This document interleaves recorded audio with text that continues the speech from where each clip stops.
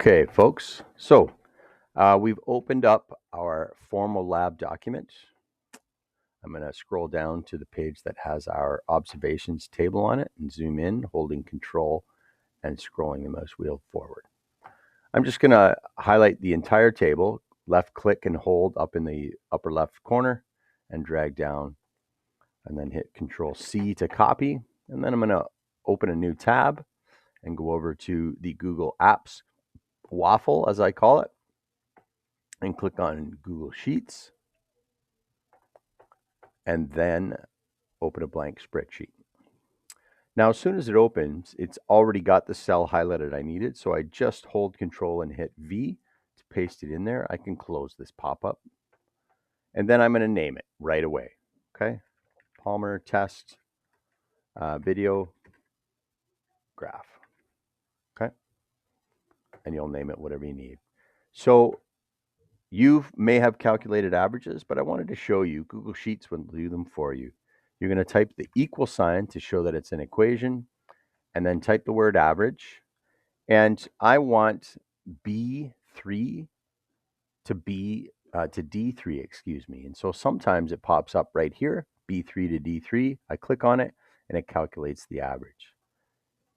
Down in the bottom corner, there's a little blue circle, and if I hover my mouse on it, it gives me a plus sign, and I left click and hold and drag that plus sign down, and it copies that formula, so it calculates the average for the entire column, and then I can click away.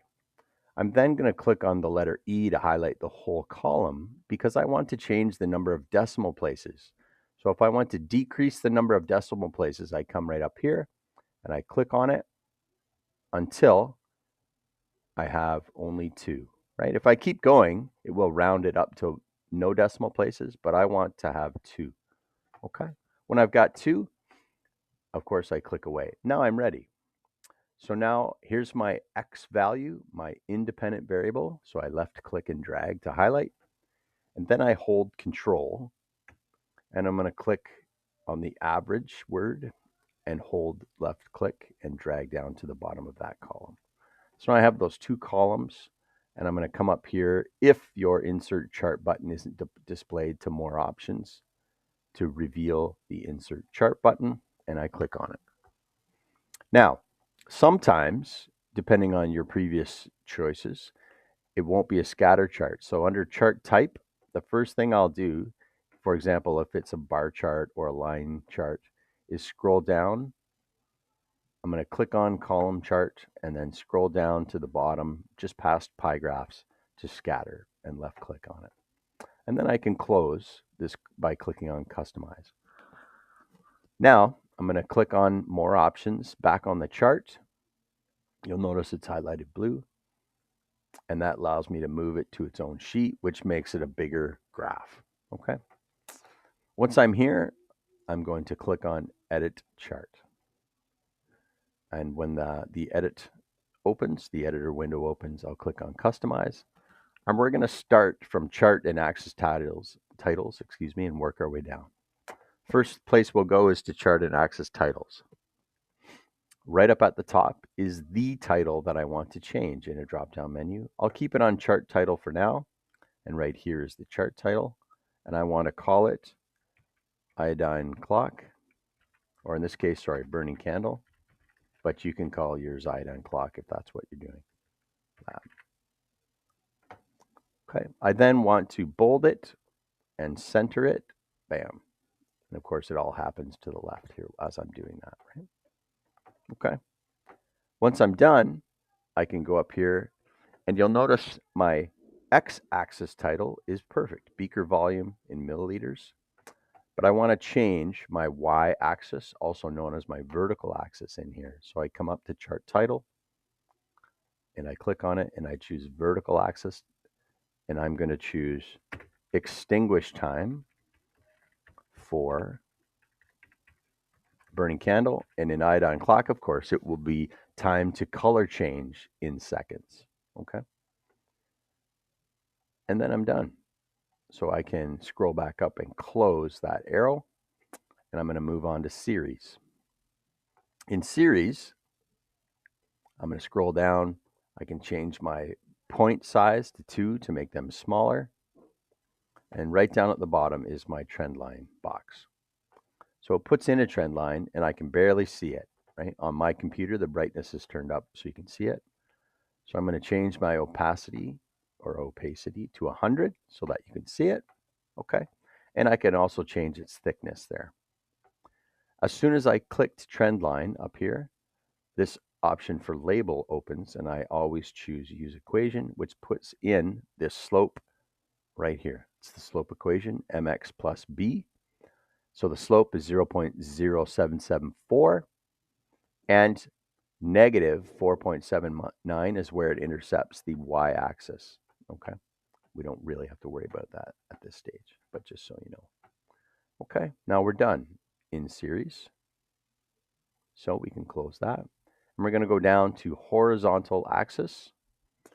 And this is when we need to read ahead and read the questions because we're now going to set our axes, minimum and maximum. So in questions, if I go back to the document and scroll down to the results section, question 5 has me, I have to be able to locate 330 milliliters. I have to be able to locate 1100 milliliters. That's important. And 18 seconds. And so I go back to my graph. Well, 18 seconds is no problem. It's in between 0 and 20. And 330 is no problem. It's in between 200 and 400. But 1100 is a problem. I don't have it yet. So I need to go into horizontal and set my min always to 0. And then set my maximum to 1200 so that it goes past 1100. Okay. That's all I need for the horizontal axis. And then I go down to vertical. And vertical is where I change so that it's perfectly in the middle and it's not quite high enough, right? The corner is right here. And so I probably want to set that maximum after I set the minimum to 90. And that will bring that trend line closer to the corner of the document. And we're done with vertical. Now we're doing all of the work in grid lines and ticks.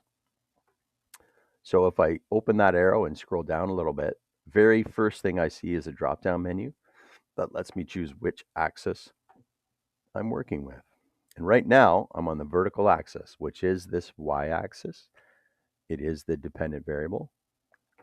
And right now it's going up in steps of 10, and that's not bad.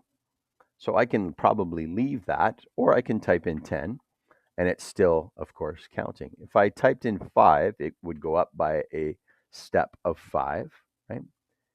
That doesn't look bad, but I'm going to leave it at 10 for now. Now, minor count is the one that tends to trick people. Minor count is how many lines do I want between each of these major steps. So 60 to 70, right? 0 to 10, that's pretty easy. I'm going to either count by 2.5s or 2s.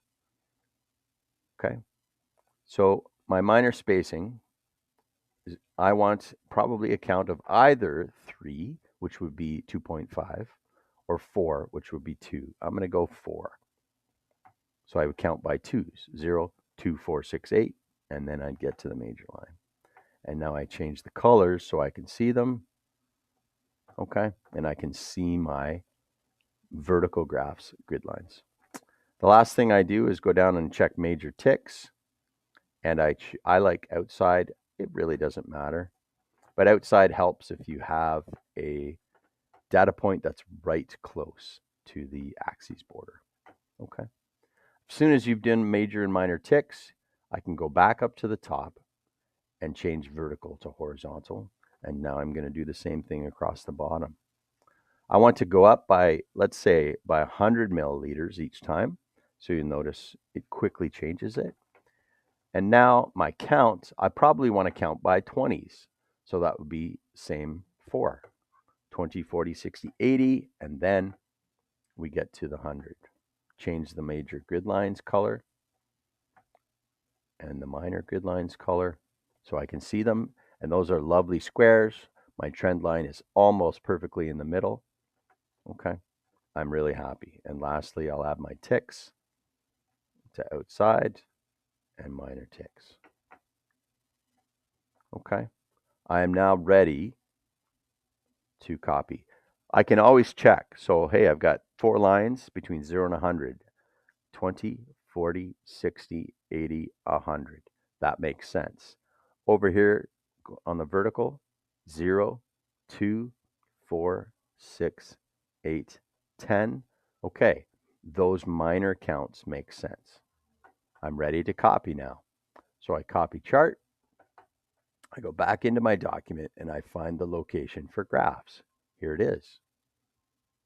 I like to hit enter to leave a little space, and then I'm going to insert a drawing that's new. Okay, as soon as it's finished loading, I hold control and hit V, and I always paste it linked, and then I can resize it a little bit. Okay, and you'll notice it says linked there, which is important. Save and close. Okay, and there it is. Now I'm ready to interpolate. So I look at my questions. Let's do 5B. 5B says, how long would an 1100 milliliter beaker take to put out the flame? 1100 mils. So I find 1100 down here. There it is.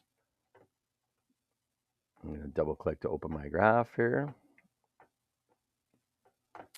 Sorry, wrong graph. There we go. Double click to open my graph. And I click my line button, and I come down here to 1100. Okay. If it's not exactly, it doesn't matter. I hold shift first, then I left click, and I drag up. Now, I'm dragging up until that line hits the line of best fit or the trend line, and then I release my mouse button. There I am. I'm going to zoom in by holding control, and I can see, so I'm a little bit off. I'm a little bit to the right. So I click my arrow button, and it auto selects the last thing I drew. I hold shift, and I use my left arrow. If I don't hold shift, it jumps around a lot. So I hold shift and center that line on that grid line. There we go. And then I can see I center that circle on the line of best fit, and it's just above that graph paper line, right? If I zoomed in,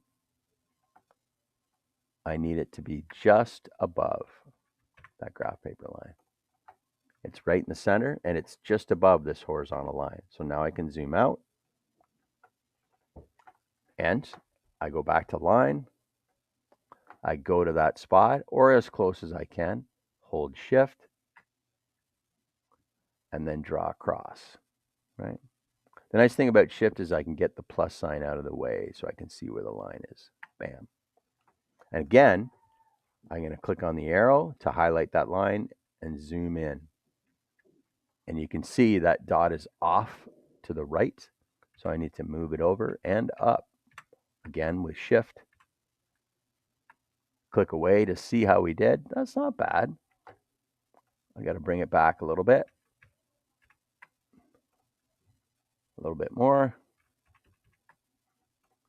Perfect. Okay. And now I zoom back out. And I can zoom in over here. Oh, I need to extend it. So click on it, hold shift. It turns into a plus sign at the end, and drag it a little longer. Okay. And now I know that at 1100, the answer is just above 80. So here's 80, here's 82. So it's definitely not 81, which is right there. It's 80.0 something, right?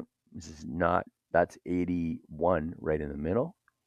So we're talking like 81 or 80 point, I don't know, 05,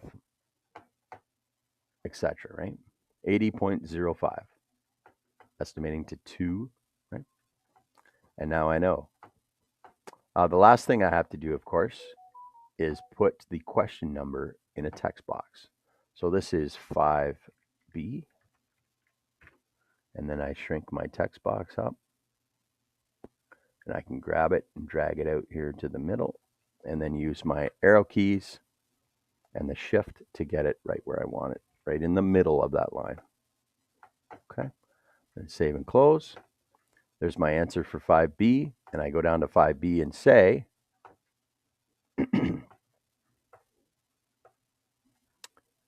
end, I guess, and hit enter. It takes us to the next page.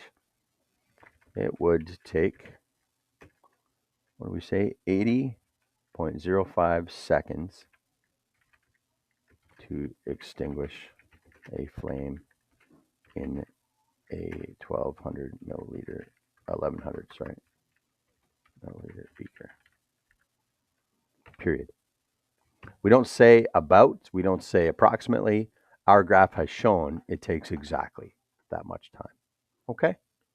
All right. I hope this helps, folks. Make it happen.